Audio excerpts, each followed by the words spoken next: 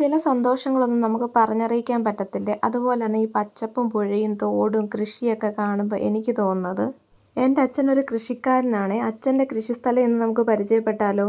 കൂടുതൽ സാധനങ്ങൾ വിളവെടുക്കാനുണ്ടെങ്കിൽ അച്ഛൻ്റെ സഹായത്തിന് ഒരാൾ കാണും. വിപണിയിലാണ് അച്ഛൻ സാധനങ്ങളൊക്കെ കൊണ്ടുപോകുന്നത്.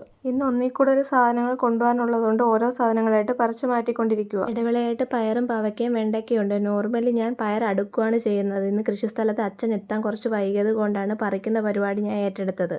ഈച്ചക്കണി നമ്മളിവിടെ ഉപയോഗിക്കുന്നുണ്ട്. ഇത് കണ്ടോടാ, ഇതാണ് ഈച്ചക്കണി. രാസവളങ്ങളൊന്നും ഉപയോഗിക്കാത്ത ജൈവ പച്ചക്കറിത്തോട്ടമാണ് നമ്മുടെ. പെട്ടെന്ന് തന്നെ നമുക്കിതെല്ലാം പറിച്ചു തീർക്കണതുകൊണ്ട് ഷടപടേന്ന് പറിച്ചുകൊണ്ടിരിക്കുക. പയർ ഏകദേശം പറിച്ചു തീരാറായി. ഇനി നമ്മൾ ഒന്നിച്ചിത് കൊണ്ടുപോയി ഒരു കെട്ടാക്കിയാണേ കൊണ്ടുപോകുന്നത്. പറിച്ച പയറെല്ലാം കൂടെ ചാക്കിൽ ഒതുക്കി ഞാൻ കരയ്ക്ക് കൊണ്ടുവയ്ക്കാൻ പോവുകയാണേ.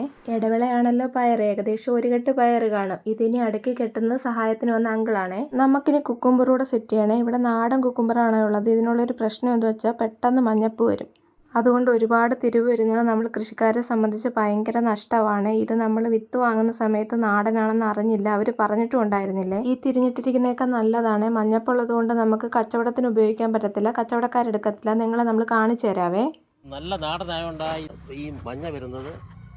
ഇതൊരു കുഴപ്പമില്ല, ഹൈബ്രിഡിനെക്കാട്ടി നല്ല രുചിയുള്ള സാധനമാണ്. ഓരോ വിളവെടുപ്പിനും നമ്മൾ കച്ചവടത്തിന് കൊണ്ടുപോകുന്നതിനേക്കാൾ തിരിവാന്നേ വരുന്നത്. അപ്പം ശരി, പിന്നെ കാണാം.